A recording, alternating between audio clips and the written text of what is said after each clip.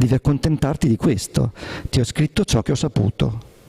Ora devo chiudere, anche se mi secca molto. Chi comincia deve anche finire e chi non mi crede mi deve leccare senza fine, da ora a tutta l'eternità. Certo, ha da leccare a lungo, lo temo proprio. Addio, cuginetta, io sono, fui, sarei, sono stato, ero stato, sarei stato, o s'io fossi, o che io fossi stato. Dio volesse che io fossi, dovrei essere, sarò. S'io dovessi essere, piacessi a Dio che io fossi stato, che cosa?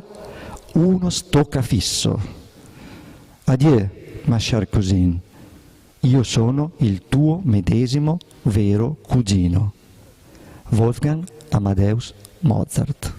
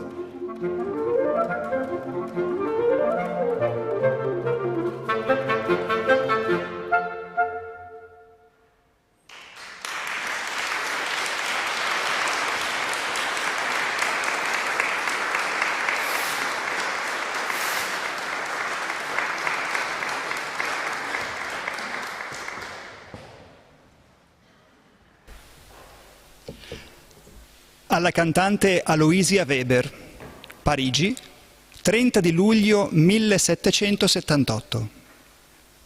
Carissima amica, la prego di perdonarmi che manco questa volta di inviare le variazioni per l'aria, ma stimai tanto necessario il rispondere al più presto alla lettera del suo signor padre che non mi restò poi il tempo di scriverle e perciò era impossibile di mandargliele, ma lei le avrà sicuramente con la prossima lettera.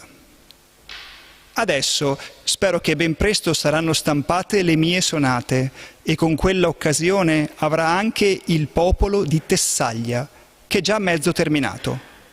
Se lei ne sarà sì contenta come lo sono io, potrò chiamarmi felice.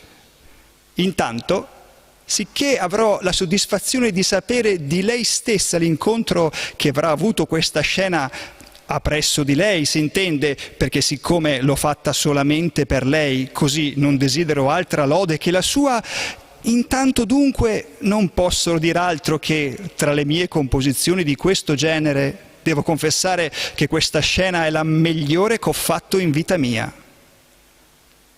Lei mi farà molto piacere se vuol mettersi adesso con tutto l'impegno sopra la mia scena d'Andromeda, perché l'assicuro che questa scena le starà assai bene e che lei se ne farà molto onore.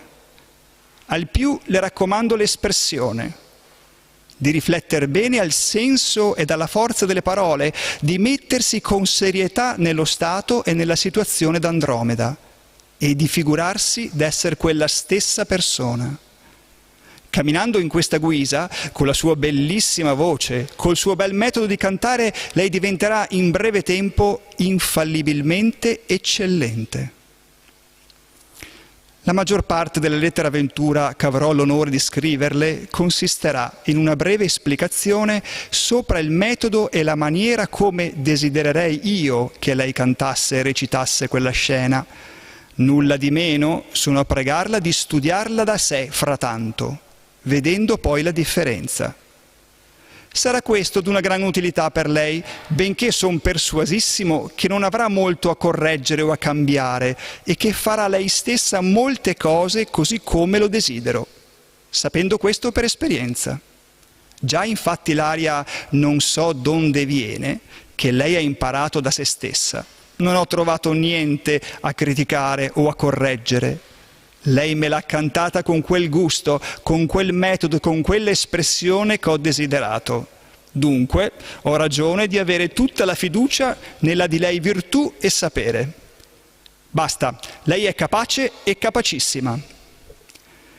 Solamente le raccomando, e di ciò la prego caldamente, di aver la bontà di rileggere qualche volta le mie lettere e di fare come io le ho consigliato, e di essere certa e persuasa che per tutto ch'io le dico e le ho detto, non ho e non avrò mai altra intenzione che di farle tutto il bene che mi sia possibile. Basta, lei sa che tutto quel che tocca a lei mi interessa assai. Addio frattanto, carissima amica, sono ansiosissimo d'avere una lettera di lei. La prego dunque di non farmi troppo aspettare e troppo languire. Sperando di aver ben presto delle sue nuove, le bacio le mani, l'abbraccio di core e sono e sarò sempre il di lei vero e sincero amico Wolfgang Amadeus Mozart.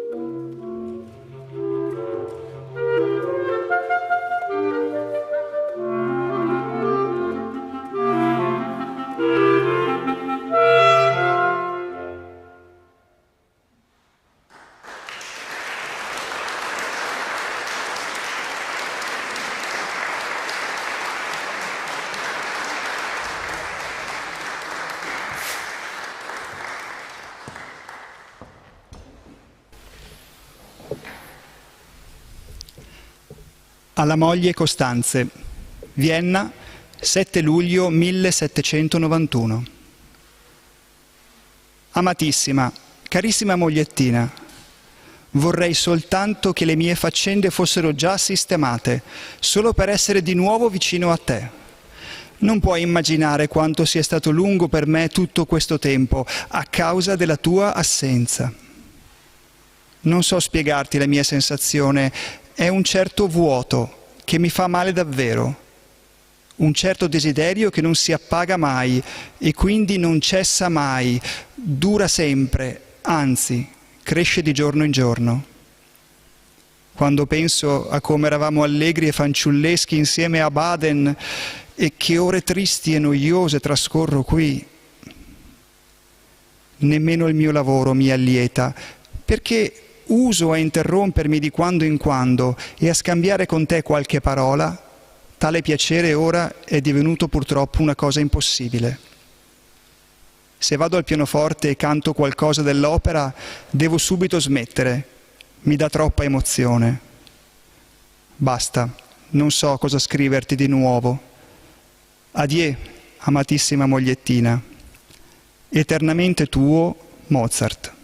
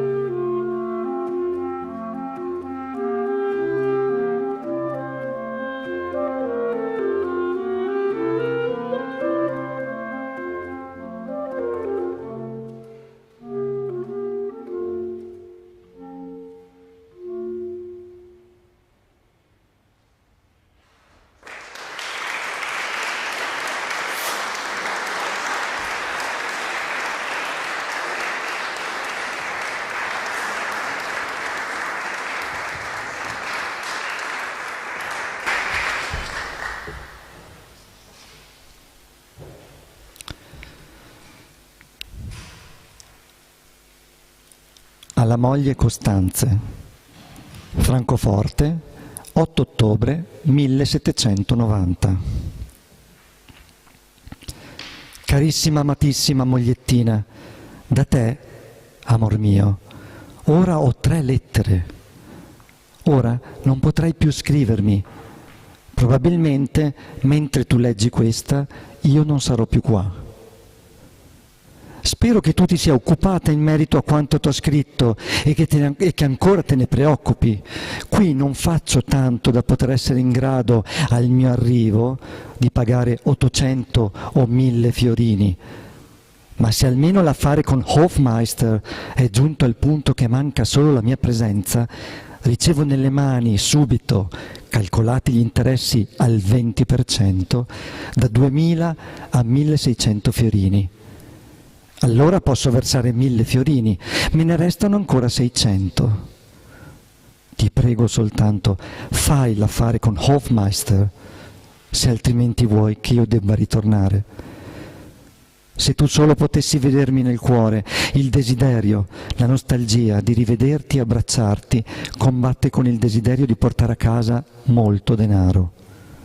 Credimi, amor mio, se tu fossi accanto a me potrei decidermi forse più facilmente, soltanto sono troppo abituato a te e ti amo troppo perché io possa stare a lungo separato da te. E poi sono tutte vanterie quel che si dice delle città imperiali. Qui io sono di certo famoso, ammirato e amato, ma del resto qui la gente è ancora più taccagna che a Vienna. Se a Vienna lavoro con solerzia e prendo allievi, possiamo ben vivere contenti e niente mi può distogliere da questo progetto, tranne che un buon impegno in qualche corte. Tu cerca solo di condurre correttamente l'affare con Hofmeister insieme a Stadler, quel faccia da ribes, o in altro modo, e di far sapere di più della mia proposta di tenere allievi. Allora sarà sicuro che niente ci mancherà. Adieu, amor mio. Riceverai ancora mie lettere, ma io purtroppo non posso riceverne più. Bada alla tua salute e stai attenta nel camminare. Ama in eterno il tuo Mozart.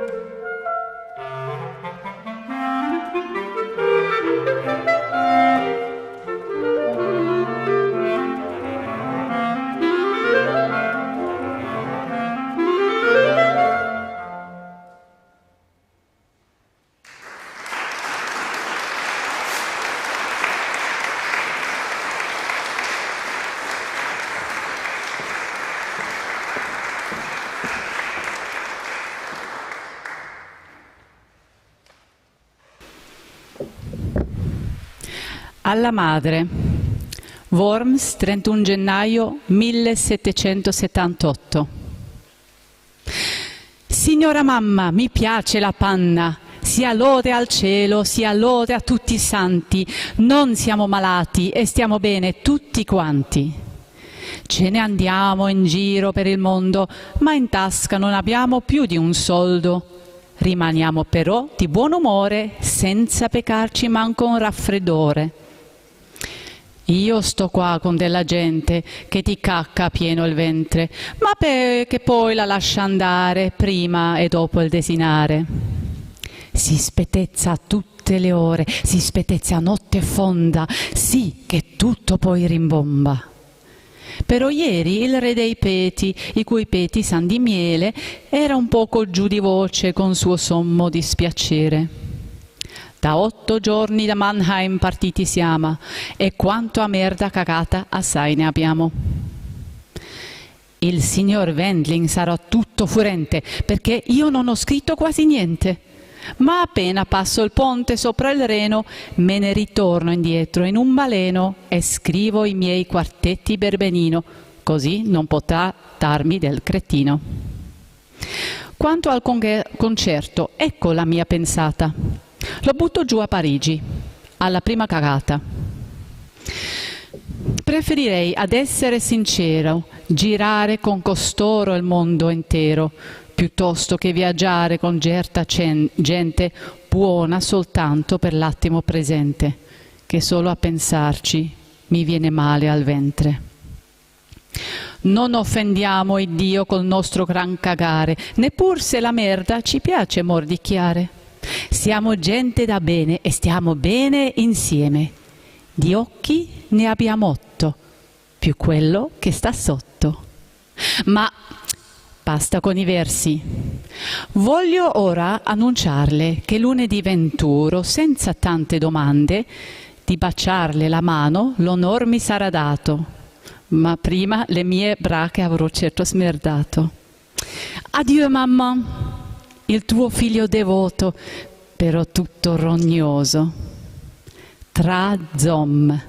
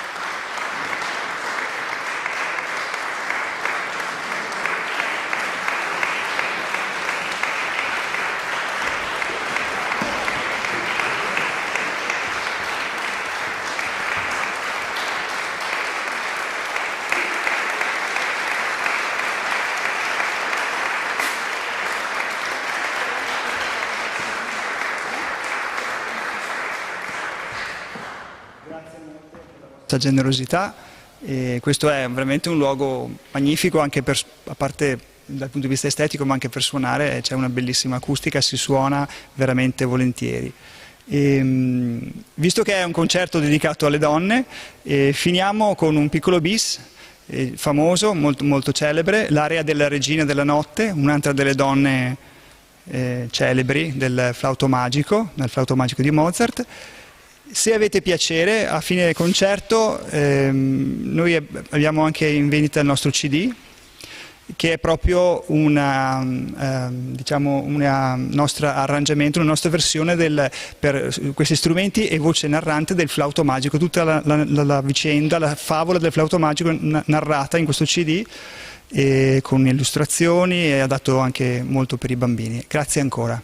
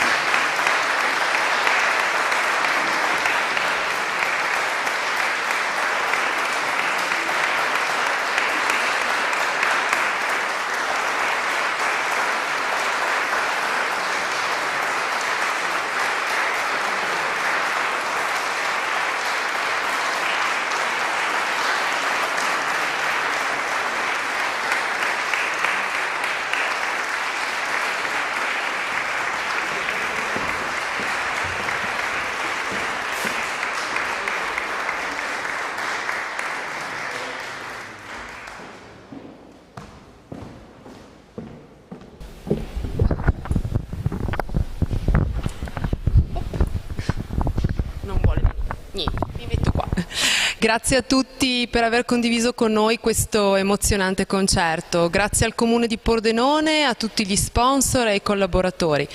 Il prossimo appuntamento con il Festival Internazionale Portus Naonis è per il 12 giugno alle 18, sempre qui nell'ex convento di San Francesco, con un concerto dal titolo Il clarinetto e la lirica.